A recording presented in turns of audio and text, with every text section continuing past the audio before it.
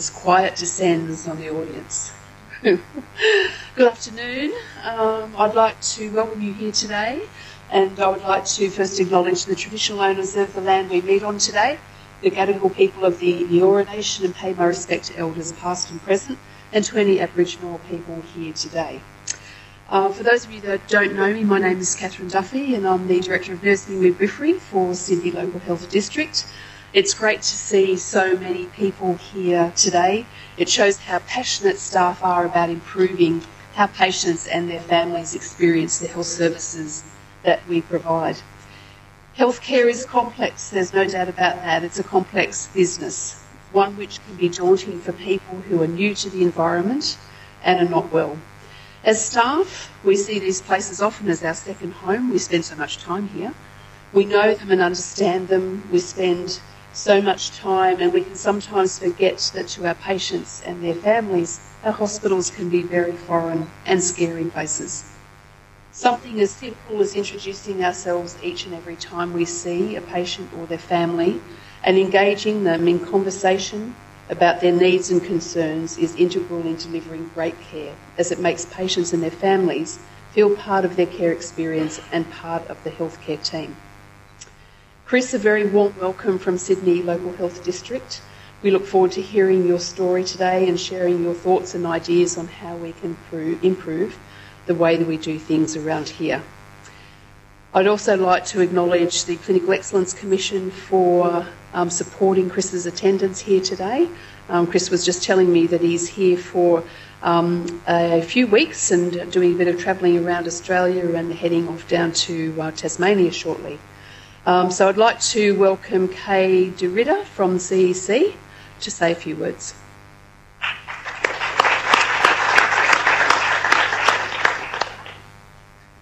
Hello everyone. I'm really pleased to see such a good group of people. We were worrying there that there weren't many RSVPs, but look at you all. It's fantastic. So a couple of things. This program is being streamed and being recorded. So if you're going to ask a question, just be aware that it's going to be recorded. If you don't want that, just speak to us or speak to Chris after the recording stops. We'll let you know when that is. Please put your mobile phones on silent, and there'll be questions at the end. Chris will talk for an hour, and then we've got some afternoon tea. But I wanted to remind you as well that this is a tweet-a-thon. So the hashtag Hellomynameis, please use it, and please tweet your photos and your attendance at this event. Okay, the Clinical Excellence Commission decided to invite Chris for this day to give two talks because we think this is really important, all of the introducing and the patient-centred care aspect of it. And I'm the Program Manager of Patient-Centred Care, and I very passionately believe that we need to think about what the patients and the families experience. So Chris is going to talk about the work that started with him and his late wife, Kate, and he'll talk about the inspiration for that work and highlight what we can do to continue it. From their exceptional story, there were three things that really stood out for me. And one of them is that out of tragedy, some good can come. The importance of listening to our patients and our families. And the third thing is how vital the human connection is in healthcare. And Chris will talk about all of that today, so I'll hand over now to Chris. Thank you.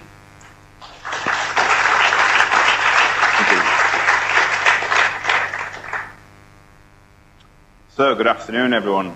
Hello, my name is Chris Pointon, and I am one half of the duo that is Chris and Kate. Today I'm going to take you on a journey. I'm going to talk about personal experiences.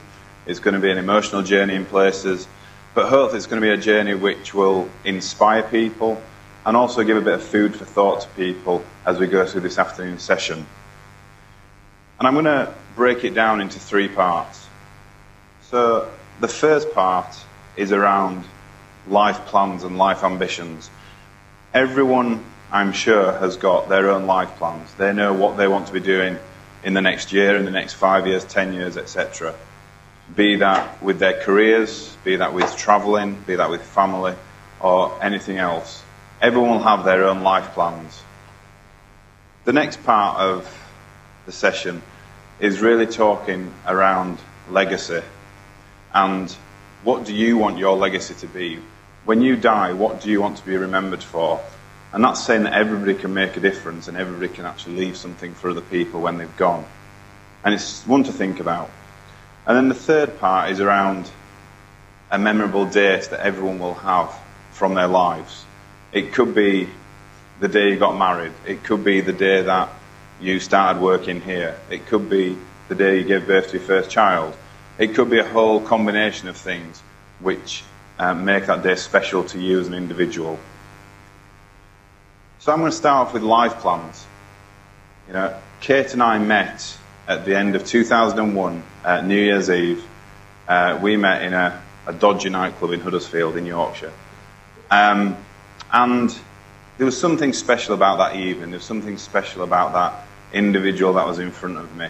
And I'd like to say the same, you know, on behalf of Kate as well.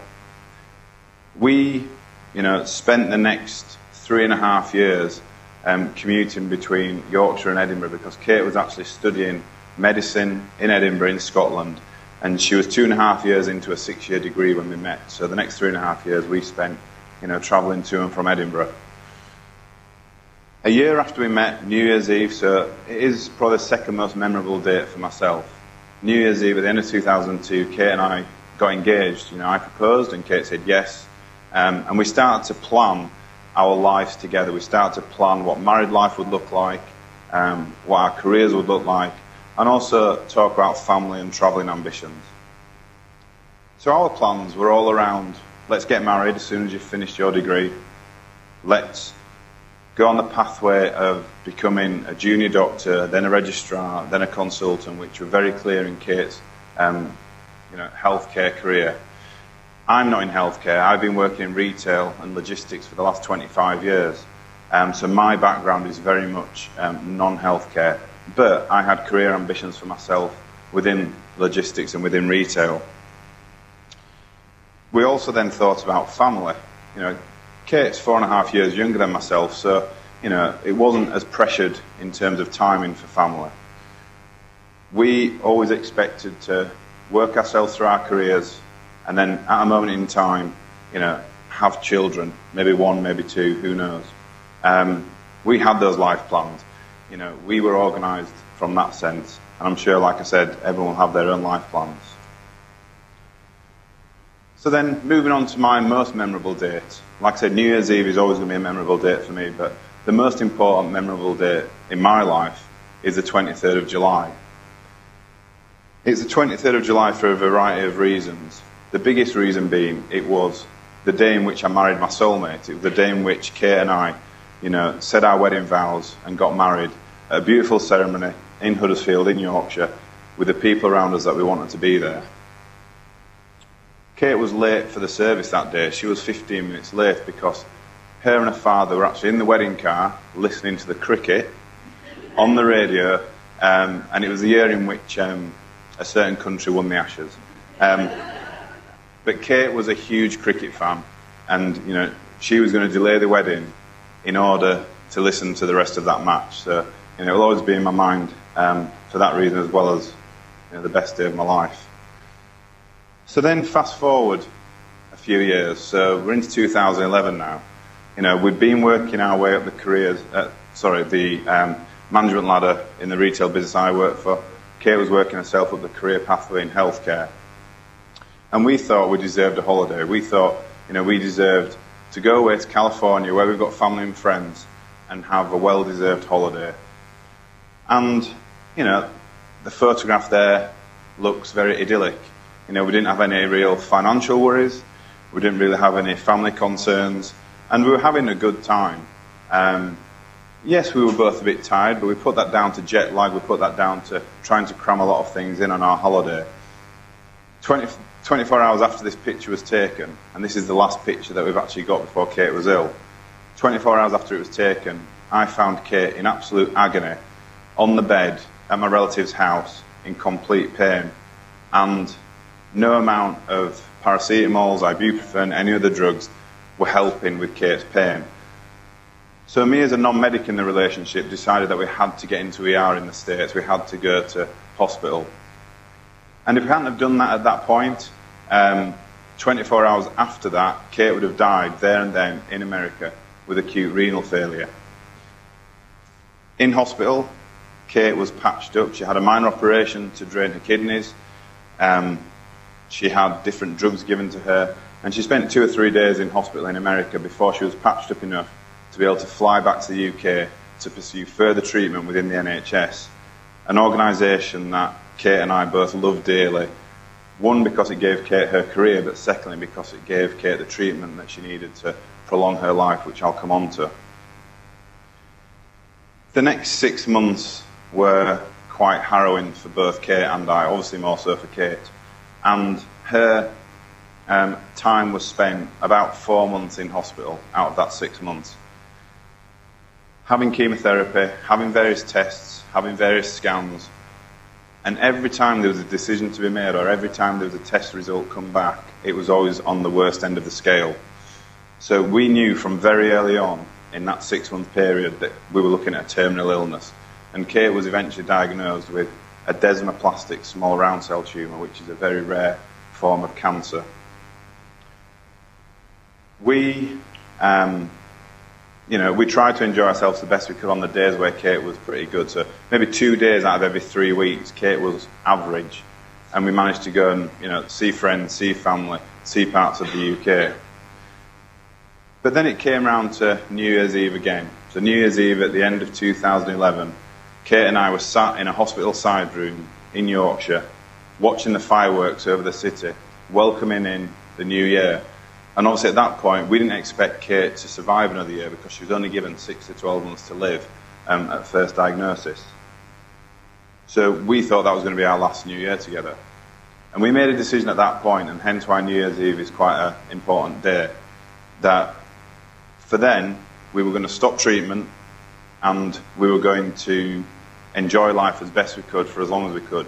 And one of the big things that Kate wanted to do, she wanted to return to work in whatever capacity she could as a doctor, looking after older people in the NHS for as long as she could. Because one of her consultants had actually said to her, in that 6-month period, Kate, I don't think the council's going to let you work again. I don't think you're going to be well enough to be able to be back on the wards looking after older people, doing the job that you love to do. Now, Kate was a very determined person. For those that followed Kate on Twitter, they would know this. She was very, very resilient and very determined, and she said to that consultant, I will work again. In some capacity, I will work again, because I want to look after other people. So that picture there was taken 3 or 4 weeks after making that decision to stop chemotherapy. Kate was back on the wards, doing the job that she loved, in Yorkshire 3 days a week, looking after older people. And all that time that Kate was in hospital, she was keeping a log of events, keeping a diary of her time in hospital as a patient, but through the eyes of a doctor, and vice versa. And she went on to write a book about her experiences, which I know has been used in education, and it's been used widely across the healthcare world. And that book's still available today to buy. It's called The Other Side, and all profits go to charity. She went on to write a second book as well about living with cancer. But because of the book, because of Kate's profile increasing all the time across social media, she was being asked to speak at various conferences. And as part of that, she also came up with her own core values that she always had within her as a clinician and as a doctor, but then she started to talk about them quite openly at various events. So I could now talk you through Kate's 4 core values, which, would be interesting, but I think it's better to hear them from Kate. And I think Kate explaining them in a way that she does, providing examples as well, does actually help. So the next 10 minutes or so, I'm just going to hand over to Kate for her to talk through her core values. Now, the thing with the video is it was taken in 2015, so it was after the conception of Hellomynameis. So there is reference made to that in here. But I think it's a good point now to listen and reflect on Kate's values. Hello, my name is Kate. What I thought I'd do with my time today is perhaps tell you about some of my core values as a clinician and a patient, and why those are important to me, and tell you some stories about my experiences and why those core values have emerged in my thinking. And my first core value is communication. Everyone bands around communication being important, but I've really seen what harm bad communication can do as a patient. So if you can, try and put yourself in my position. I'm 29 years old. I know I've got cancer. I think it's confined to my abdomen, so I'm probably expecting to have an operation, then maybe some chemotherapy, and possibly a cure. I'm in a side room in an admission ward. I can hear everything that's going on outside because I'm right by the nurses' station. I'm in pain. I'm alone. And a junior doctor comes to see me to talk to me about the results of my MRI scan that I'd had earlier in the week. I'd never met this doctor before. He came into my room. He did do Hellomynameis. He sat down in the chair next to me and looked away from me. And without any warning shot or checking my baseline understanding or asking if I wanted anybody with me, he just said to me simply, "Your cancer has spread." He then couldn't leave the room quick enough, and I was left in a deep psychological distress, with the nurses not knowing what he told me, and I never saw him again. I think I'm a little bit, wouldn't like to admit, but a little bit psychologically scarred by that experience. We break bad news in the NHS every single day. It's going on as we speak. But how we do that, we really need to think about what's left with that patient and how they have to live that story. On the converse side, when my oncologist told me my final diagnosis, I had a much better experience. I'd got to know him over the few preceding weeks. He'd asked me if I wanted somebody with me. At that point, I didn't. He gently sat down beside me, actually on my hospital bed against the rules, held my hand and gently told me my diagnosis. He then sat in silence and let me take that in, and the eventual emotional breakdown that followed. That experience, although probably more devastating news, wasn't as distressing for me as the first experience. My second core value as a clinician, if anyone's heard me speak before, is about the little things. I really think the little things matter when you're a patient, and they're what can make the difference between a good experience and a bad experience. When I say the little things, I mean somebody holding your hand. I mean somebody introducing themselves. I mean somebody sitting down next to you instead of standing over you. I mean somebody taking that extra moment to really listen to your fears and anxieties. I was very sick a couple of months ago, probably the sickest I've been on my journey, and it was a Saturday night, and the on-call oncologist came to see me. And beside all the other things that he did for me, including phoning the on-call urologist, and talking to the radiology doctors, talking to the microbiology doctors, changing all my treatments round, the one thing he did was kneel down beside my bed, put his hand on my arm gently and say, "Kate, you're going to be okay." Because he'd recognised how frightened and vulnerable I was feeling in that situation. A few days later in that admission, a registrar came to see me, and she wanted to talk to me about the positive blood culture results that I'd just received. This was very scary for me to have a bacteremia, and she refused to sit down when I asked her to take a seat in the chair that was right next to my bed. She thought that I was asking her for her own benefit, but I wasn't. I was asking for my benefit so that we could have a conversation on the same level. Instead, she stood looming over me, making me feel little and less in control. Those little things do really matter, and everyone can do them. My third key value is that person-centred care. This is a phrase that's bandied around the NHS and NHS management and leadership all the time. But what does it really mean? In January, I was admitted to hospital with febrile neutropenia. At that time, I was put on the standard antibiotic protocol, given some intravenous fluids, reviewed by the consultant and transferred to another ward. On that ward, a nurse came to give me my antibiotics at lunchtime. The antibiotics had been changed from the standard protocol, which is a drug called tazocin, to something called meropenem, which is used for much more serious infections. I didn't know anything about this change in antibiotics. The first thought that went through my head was, has she got the right drug chart, or has somebody made a prescribing error? The second, more worrying thought that went through my mind is, oh gosh, they've got the meropenem out. They need to use a domestos. I must have something really serious. Looking back through the medical notes, what had happened was the consultant oncologist had reviewed me. He'd been very diligent and looked at all my microbiology results on the computer. He'd found that I'd grown a multi-resistant E. coli from my urine a couple of weeks earlier, and correctly asked the junior doctor to phone a microbiologist for some advice about this. The junior doctor had done the tasks that she'd been asked to do.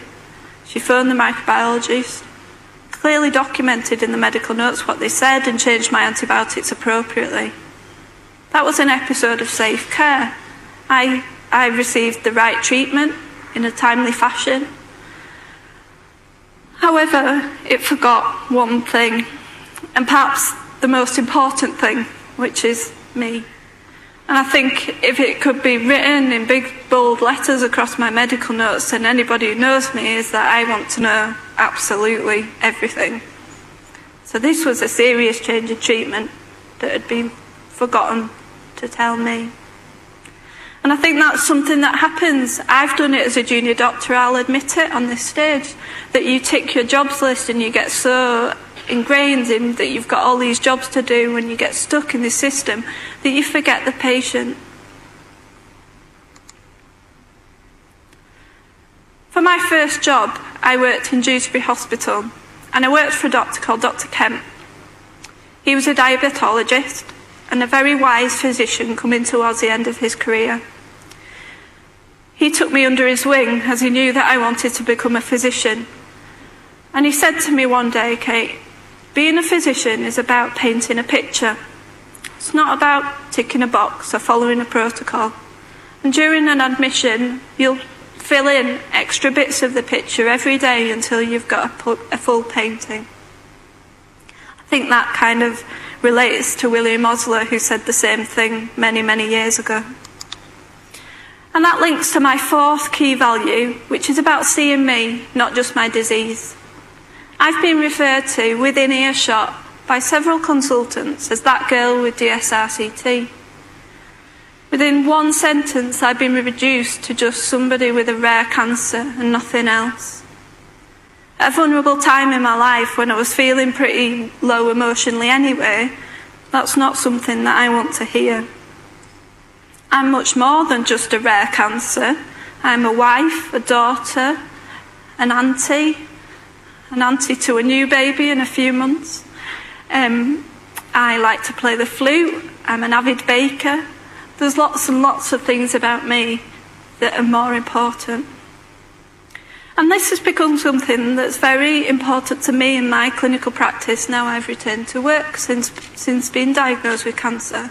I want to know more about my patients so that I can contextualise their disease within their own lives. And that's extremely important for what I do as an elderly physician. People have got loads of stories to tell you about their lives. I've looked after a gentleman who was an Olympic cycler in his day, and people had written him off as being, too frail to do any more treatment for. But actually, if you asked about this gentleman, he'd been walking up mountains the week before he got ill with his pneumonia. So I fought for his ICU admission and he got better and left hospital.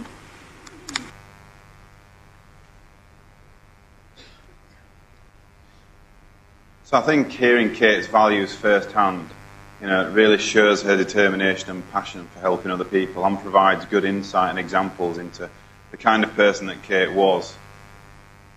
And I suppose from here on in, the journey that we're going to now take is all around the campaign and all around the next steps. But all the time, remember that the person behind the campaign, or one half of the person behind the campaign, is somebody that's terminally ill. It's somebody that knows, inside their body, they've got a terminal illness, but they're still wanting to do so much for other people and still drive a campaign across the world to make a difference and to leave that legacy. So, Kate and I decided to stop treatment at the end of 2011. She was given 6 to 12 months to live, but the next 12 to 18 months, Kate had a relatively good standard of living to say that she had a terminal illness. She was working 3 days a week, and on the days where she wasn't working, she was talking at conferences and events across the UK, as well as writing the second book, and as well as ticking off various items on our bucket lists. Top of the bucket list was to renew our wedding vows, So we got married twice in essence. And, renewing the wedding vows was an amazing day. Tinged with sadness because we knew the reasons why we were renewing the wedding vows. But it was still an amazing day and something that celebrated the love that Kate and I had for each other. We then went on to explore various parts of the UK and Europe and into America again. So we were fortunate enough to travel back to the States. And little things, really do matter. So on Kate's bucket list, she had things like going to the seaside to eat fish and chips at her favourite takeaway, and things that don't cost much money to do, but mean so much to that individual. And we were fortunate enough that we could go and do those things and not regret having not done them. We then moved into 2013 and the sort of first half of 2013, and the cancer woke up. We knew it would do at some point, but it came back into our lives, and we then had to make further decisions about treatment.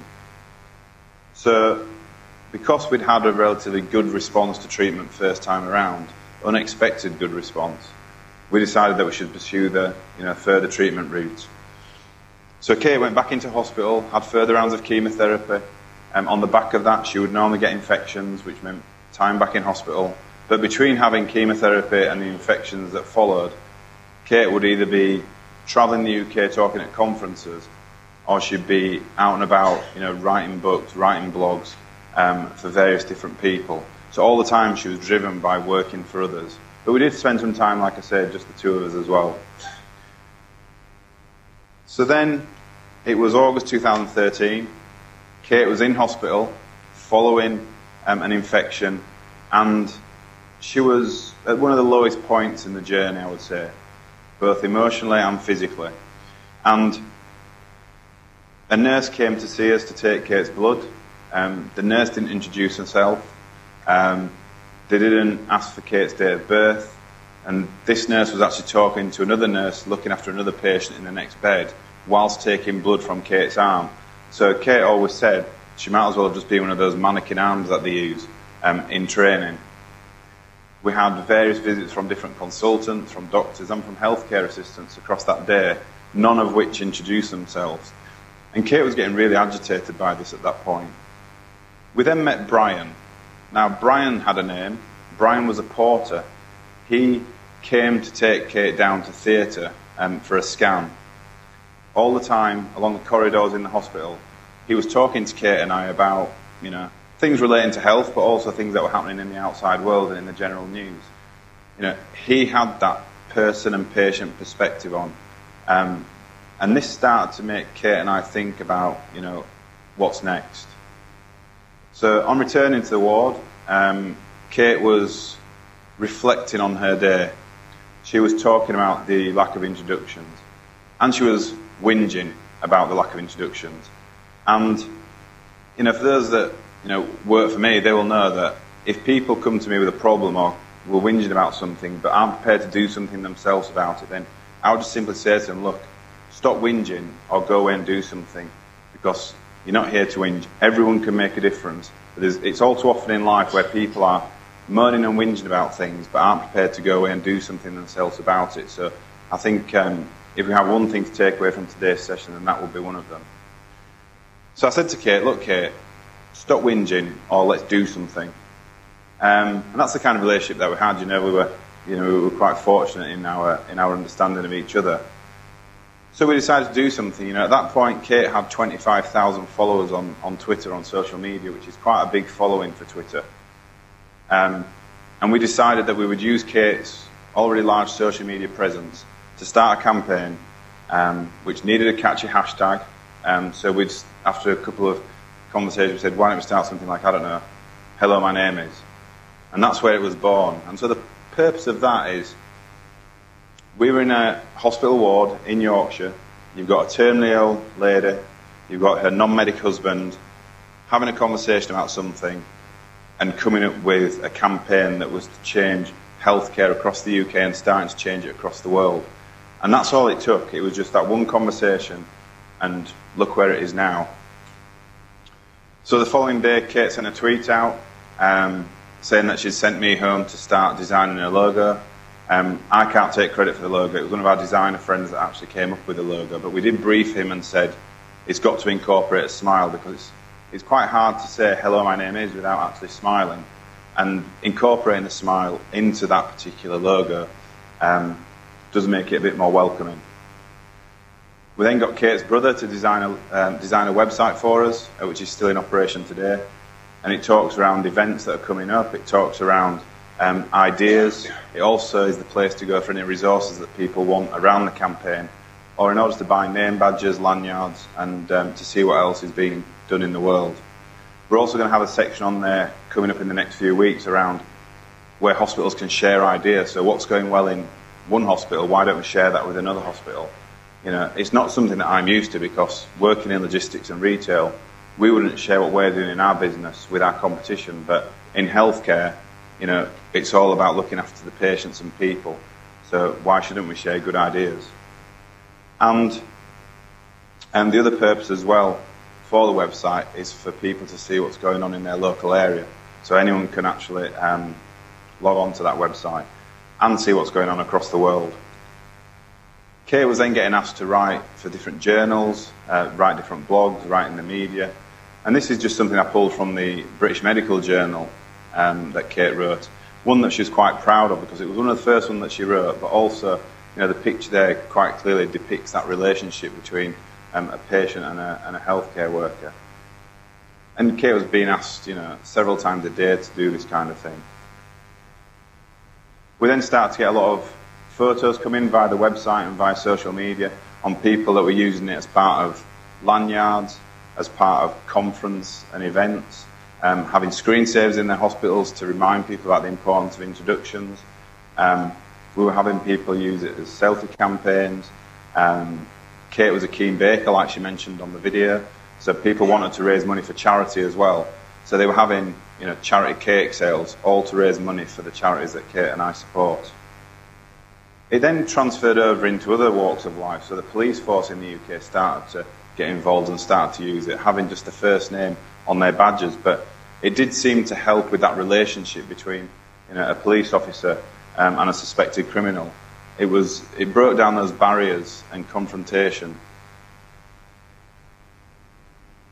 We then move into 2014, and Kate was invited to go and speak at and present a poster at the Quality Forum that happened in Paris. A huge event, people from across the world were at this event, and Kate saw the campaign being used across the main stage. People were talking about it, and people were actually stopping Kate at the event, asking for photographs with her, asking for her to sign things, and it was like a healthcare celebrity that we were going around with at that event.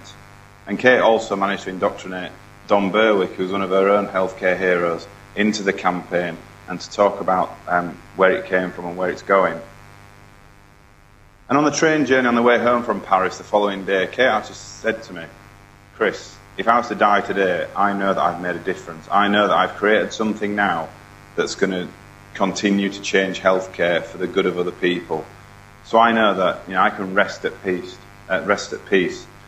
knowing that I've made a difference. But obviously, Kate didn't pass away in 2014. She carried on for another year or two. But she knew that she would have made a difference, irrespective. So the campaign was born in Leeds Teaching Hospital. It was a place that Kate had 90% of her treatment over that 5-year period, and it was a place where Kate actually worked for a time being. But they didn't want to be remembered for the hospital where Hellomynameis was born. They want to be remembered for being the flagship trust of the campaign, and they are the flagship trust of the campaign as it stands at the moment. Their chief exec welcomes all new starters every month at the induction with the story behind the Hellomynameis campaign, the story behind Dr. Kate Granger, who used to work at Leeds Hospital. And he also made it his mission to make sure that all colleagues that work in that hospital have a name badge if they pledge their support to the campaign. And the biggest thing about pledging their support to that campaign in Leeds is around treating the patients as though they are a family member or a friend. And if you do that, you can't go too far wrong with communication, with introductions, and with all other forms of patient care. And we still have regular meetings to feedback from the patients and from the staff around the benefits of introducing yourself and the knock-on effect that that has. A few weeks ago, I was over in Manchester, in the UK, and I was presenting the 2017 Kate Granger Compassionate Care Awards, which was set up in 2014 to recognise individuals and teams across the NHS that have gone above and beyond in terms of compassionate care. So I was proudly presenting these awards to the winners. And for me, in healthcare, everyone should deserve these awards, because the work that goes on every second of every day by people in healthcare is amazing. Like I said, I'm not in healthcare, so I can't really truly appreciate it, but from what I've seen, everyone should deserve these awards. They were started in 2014. Prior to the event, a couple of months beforehand, Kate recorded a video just in case she died before the ceremony took place. Obviously, she was there in 2014, and subsequently in 2015 she did the same. 2016, it was the first year that Kate wasn't available to present the awards, and she had done the video beforehand, which we emotionally showed at the actual awards ceremony.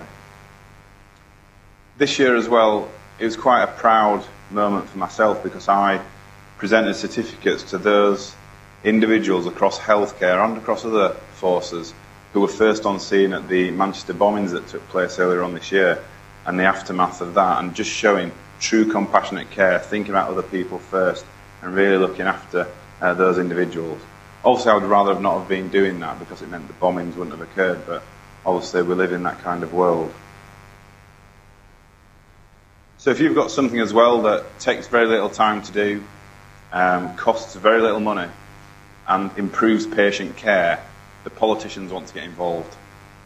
So Kate and I were quite fortunate that we were invited to go and speak to the then Prime Minister David Cameron at number 10 Downing Street. We had quite a productive meeting with him, and he pledged his support for the campaign across the NHS. We also then had a meeting with Nicola Sturgeon in Scotland, the First Minister, who also gave some money to the campaign across Scotland for people to have lanyards, name badges and other prompts.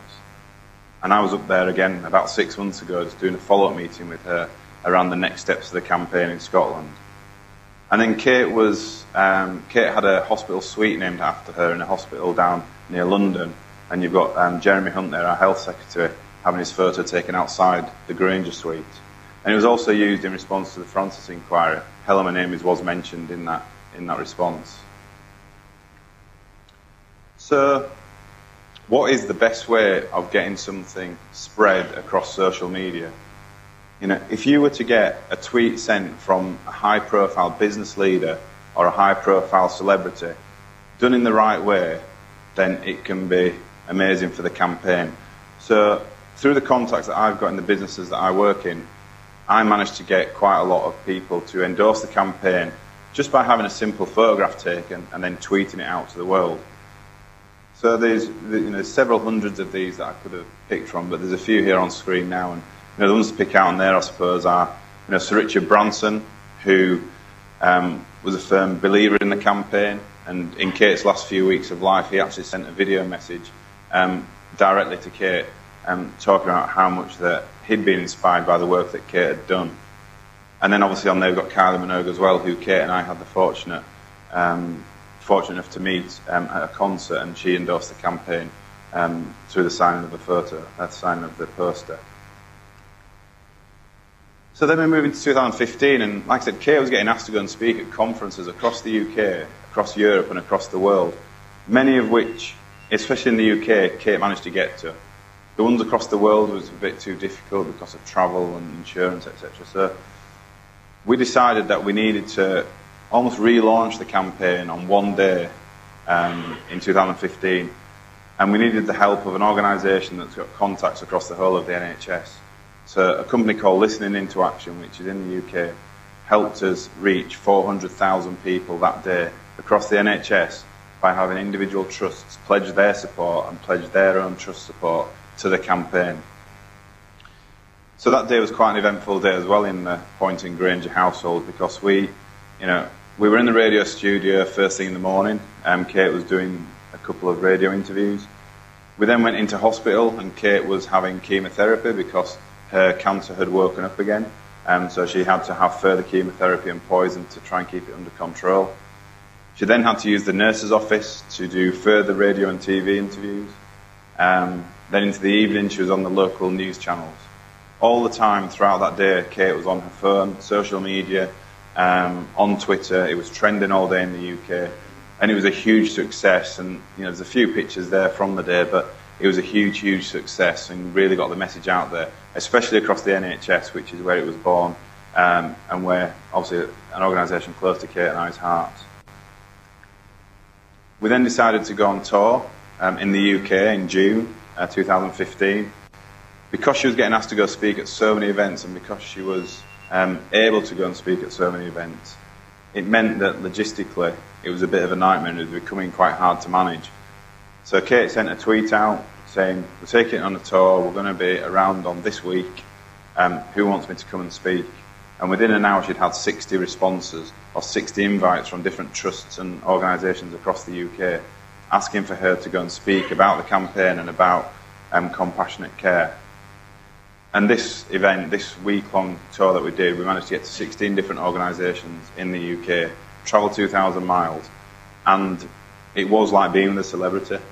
I was the chauffeur, I was the logistician, I was the bag carrier, but walking around, seeing how much in demand Kate was and how inspired people were by her, it made me feel truly proud to have known this individual for as long as what I knew her.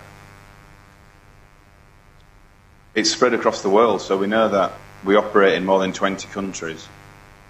We've got examples from these countries of pictures and of stories where people have actually been using the hashtag Hellomynameis, using the logos in the right way. And one of the ones to pick out on there is Sierra Leone. So when they had the Ebola outbreak a couple of years ago, they were using hashtag Hellomynameis on the T-shirts because obviously they couldn't verbally communicate. But it's in all those countries, and it will continue to spread. I know in Australia, 2014, it was part of the Australia Change Day, and people were pledging their support for the campaign on that day, in that year. And since then, it's obviously started to spread across other parts of Australia. And I know that in Sydney it's been used for a while now, and that will continue as well. And then it's even made itself onto the 10 things that fab leaders do across the NHS. And the first thing on there is around introducing yourself. It's the first step on the ladder of leadership. And we're all leaders. People that I talk to, people in my business, they think leaders are those people at the top of an organisation, the exec, etc. They're not. Everyone is a leader in their own right. Everyone can make a difference. And following on from this, I was actually asked to go and speak at a conference, and then I was asked to do a blog around leadership for the NHS, which is on the website.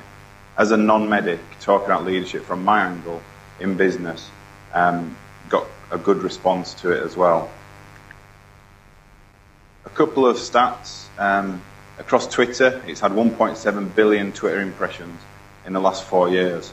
And for those that are, the non-Twitter savvy amongst us, if I tweet something and it goes to 100 people, that means potentially that's 100 impressions it's made.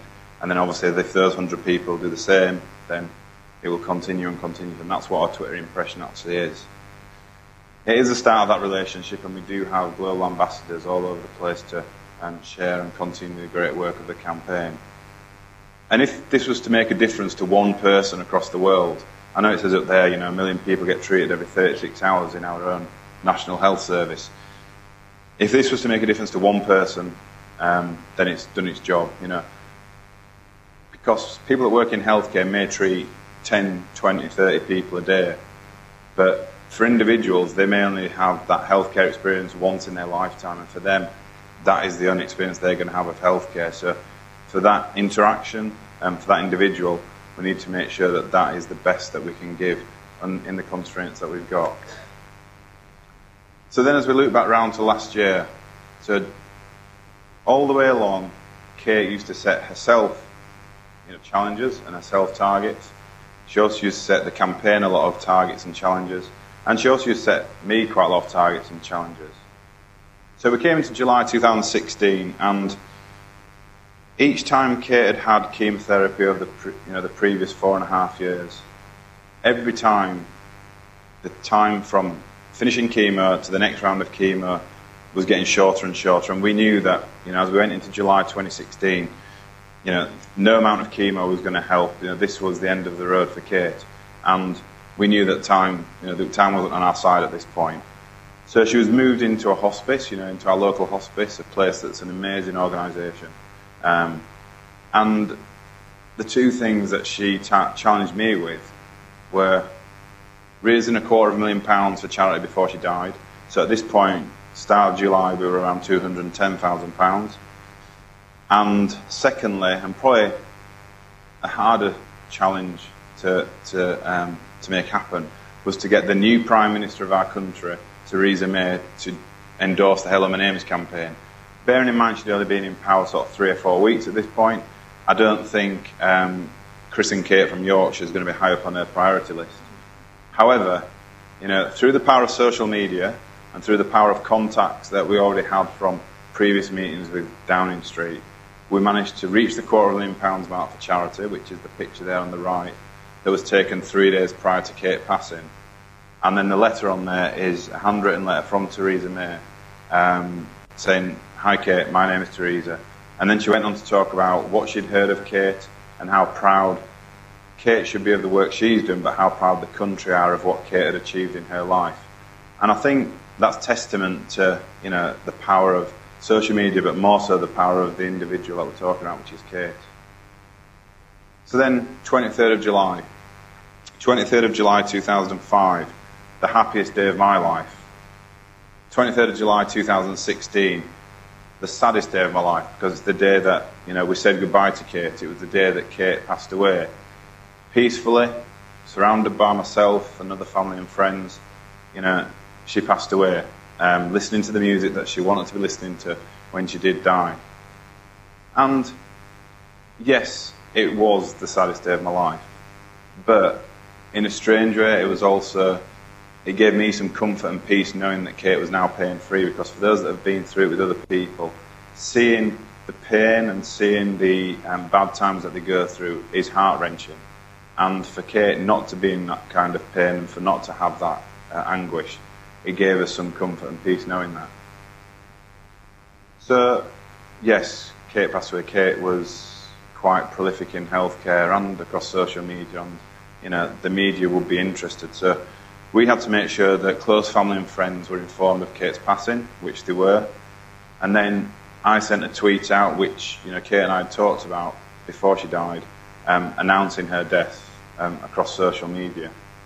And before you knew it, the news channels were putting breaking news across the bottom of the TV screens. Dr. Kate Granger MB has died. It was coming up across other countries. Media channels were getting involved. They were trying to get in touch with us to have quotes and to pass on their condolences. I've included, Sir Richard Branson again on there because he sent a really public tweet around Kate and passing on his regards, but also passing on his condolences privately to myself as well in an email. So, it shows the difference that individual has made to people across the world in all sorts of positions, irrespective of if they are, Sir Richard Branson or if they are somebody like me who's, a Yorkshire lad. She made a difference to a lot of people. And that then carried on for a day or two with the media. And, I was quite fortunate. The business I work in have got their own media relations team. And they put out a press release on our behalf and on behalf of the family to say, we're coordinating all efforts from a media perspective. Come through us just to leave the family time to, get through things and, to come to terms with what's happened, and obviously other organisations that needed to be informed. So what's next? Obviously that was the 23rd of July last year. Every year going forward, the 23rd of July is going to be an International Hellomynameis Day. That's going to be something that will be ongoing for as long as I live, certainly. We're on the global tour, so obviously this is the first major stop of the global tour across Australia. Moving on to other places across the UK, into Canada, Romania, and other countries. We've just commissioned a playwright who's writing a play all about Kate's life, starting from the point at which Kate and I met, New Year's Eve 2001. And the reason for that is to respect the wishes of Kate's family, because they are quite a private family. So although they're happy for the play to be done and for the tour to commence, they're not wanting that to be part of what they're doing. So that'll be released across the UK. I'm not sure if it'll go international as yet, but we'll see how we go. I'm writing a book called The Other Side of the Other Side, to try and help other people who are going through similar circumstances. And we've also had a song written by one of my colleagues at work, which was released about 4 weeks ago now, and went to number 7 in the charts in its first week of release. And everything from those 4 different things, all the profits, will be going towards the charities that we support. So the St Gemma's Hospice, which is obviously an amazing place where Kate passed away, and the Yorkshire Cancer Centre, which is a local cancer charity that Kate and I had a lot of involvement with throughout Kate's journey.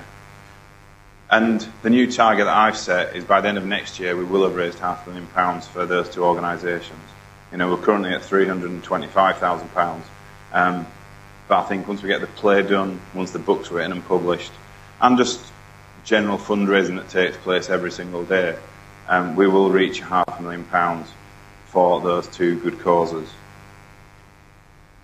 So today I've talked through life plans that we had, life plans that we threw in the bin when Kate was diagnosed, and then the life plans that followed in that 5-year period. I've talked about the memorable dates as well, 23rd of July and the New Year's Eve as a memorable date. And the final thing is around legacy. The final thing is, what do we want to be remembered for? And I know what I want my legacy to be. And Kate certainly knew what her legacy was going to be, and she's achieved that. So just to close, I'm just going to let Kate tell you about her legacy. I'd like my main legacy to be a better NHS that considers patients as people, not just diseases or conditions. And I hope I've managed to achieve that a little bit by making people stop and think about how they communicate with people.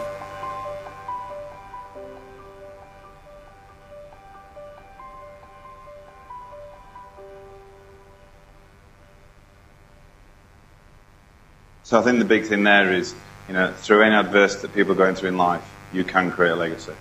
Thank you all for listening.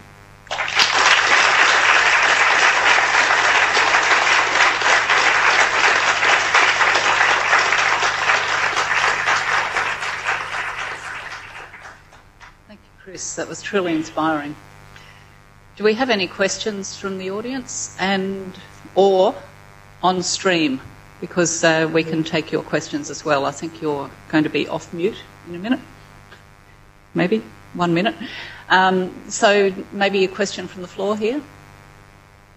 Jess has got the microphone and she's going to run to you. Yes. And who's the first brave one? Down here. Just a comment. Hi, my name's Tina. Hi. What an inspirational story that you've just given all of us, and it takes so much courage to actually come and spread the message. But it's just important to note just such a simple thing in someone's, in the care that's being delivered to someone makes such a difference. So I'd just like to say thank you very much. Thank you very much. Thanks.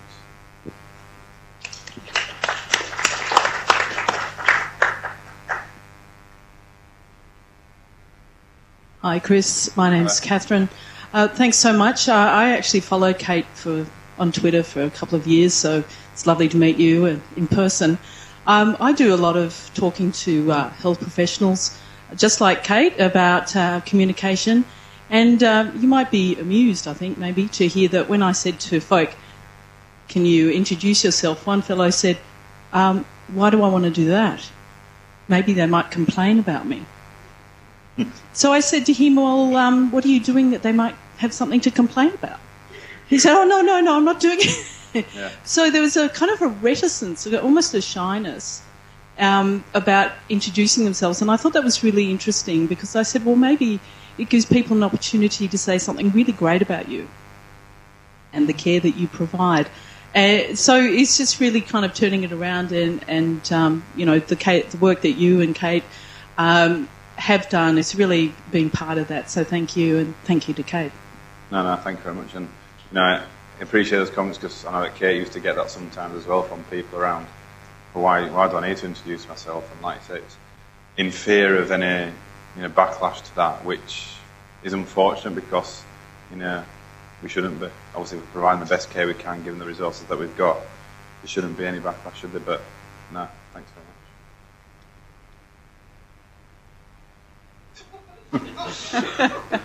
I'm a retired registered nurse. I've been on a similar story to you.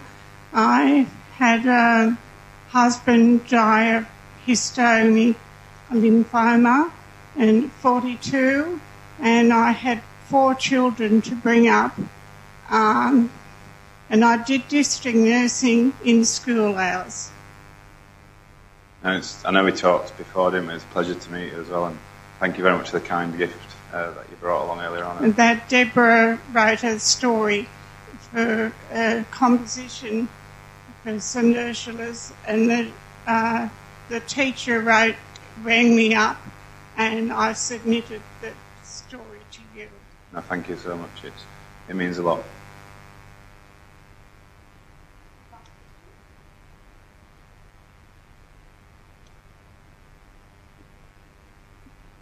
Hello, my name's Chelsea. I was just curious to hear whether through the journey of Kate's treatment and with the campaign taking off, did she notice a change in practice and interaction with the staff that treated her? She did, and Kate and I often laughed about, was she treated any differently because of who she was? And like I said in the talk, she did become some kind of healthcare celebrity. She never wanted to be treated any differently to anybody, general public. But, in all honesty, I would say she probably was treated slightly differently because of who she was, and people were sometimes a bit nervous around treating Kate because she had that presence on social media. And, to the point earlier on, if Kate tweeted something positive or negative, then it suddenly went across the globe because of her 45,000 followers at that point that she had. But yeah, she never wanted to be treated differently, but she did notice a change, and she always used to feel really proud in herself when nurses or doctors or healthcare workers approached her in Leeds whilst having treatment, and they had the name badges on, and she could talk to them about the campaign as well, and just having that interaction as a person, not just as a patient, which is what she talked about, and the values. So, she did notice that change, hence why she could rest easy.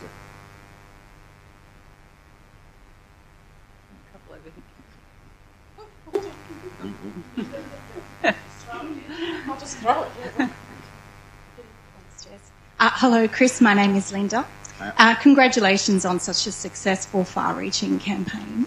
My question is, has the campaign been reaching out to undergraduate schools, so for nursing, medical and allied health professionals throughout the UK? Yeah, so the biggest thing that gave Kate the most joy was going to speak at conferences at universities or with trainees, because, you know, and I suppose in any walk of life, you know, if you are educated in a certain way, then you'll probably keep that practice as part of your own, you know, career. And when I'm back in the UK, just an example, 2 days after I'm back, I'm up in Glasgow to speak to, you know, 500 student nurses at one of their conferences. And it is something that myself and the campaign want to get more into, because, you know, no disrespect to those people that have been doing the job 10, 20, 30 years, you know, change takes longer when you're setting your ways of doing something.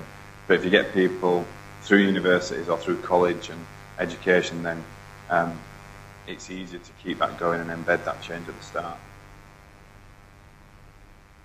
Hey Chris, how are you? Thank you, by the way. I was interested about Kate's values, her core values, and I was interested to hear about the campaign and how that might have impacted on other things, such as the communication that Kate was talking about staff breaking bad news to patients and carers and families. So I'm interested about how the campaign has been able to maybe influence other things around patient-centred care training, attitudes, breaking bad news, that kind of level of communication, and the little things, you know. So what other areas has the campaign kind of broken into? Yeah, so it's, you know, the campaign is just the first step on that relationship between any healthcare worker and any person or patient. And I suppose one of the biggest things that I always mention is around, if you treat somebody as though they are a member of your family or a close friend, then you're probably giving them the best care that you can.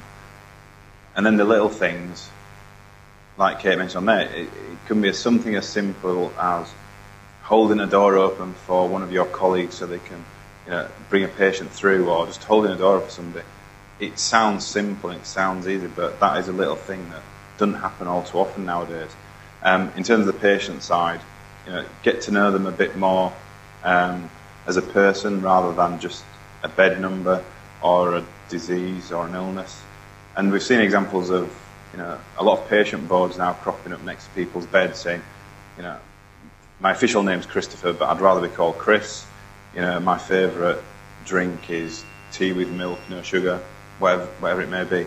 Just little things like that that really do go a long way to help with that human-to-human connection. And yet, Kate really did live and breathe those values, you know, and she helped in any way, shape or form she could. So sometimes she'd be on the ward actually being treated herself, but then she could see that another patient was after something, so Kate would actually get out of bed herself and go and help that other person because of her caring nature and because she's a doctor. And she could see that some of the staff were under pressure, because I know there's a lot of, you know, time and task pressures on, certainly on the NHS at the minute, and I'm sure it's the same across other parts. So yeah, and just looking out for each other as well as staff, not just about focusing on your own job, let's make sure that everyone's going along in the same direction. Yeah.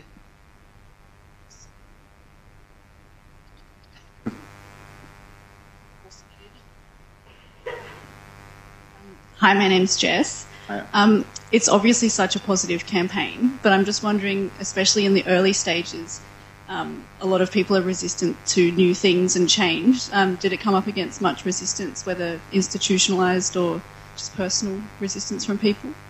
I think there was certainly for reasons that we've potentially talked about already, but also for people just not liking change in general. You know, irrespective of how big a piece of change is, it can be something as simple as this, or it could be a huge scale, you know, trust-wide change. But it's change, isn't it? And you know, as human beings, we don't really like change that much. But as one person started doing it, and this isn't something that should be a directive from above. It shouldn't be, you know, the chief exec or the exec board saying you've got to do this, because that's not what it was intended for. it was intended for people, at all levels in the organisation actually wanting to do it and providing that kind of care and compassion. But what we're not saying is we don't want the campaign to come across as patronising to people that have always done it, because that isn't the right way. But you can have as many name badges and lanyards as you like, but if people aren't actually using those 4 words and starting that relationship, then we might as well throw those in the bin, because it's about using the words. And that's why it doesn't cost any money, because it doesn't have to cost on badges and things. But there was resistance at the start. But Okay, thanks for your questions. We're going to have to stop there, but Chris is available for another half an hour or so. We've got some afternoon tea, but probably more important than eating. Is that possible? We've got some "Hello, my name is" signs. So I encourage you to grab one, write your name on it, and have a photo with Chris, and then tweet it, or have a photo with your friends, whatever, and tweet them out. Take them back to your place of work and share the story with other people. So thank you everyone for coming today, and thank you very much, Chris, for your inspiring talk.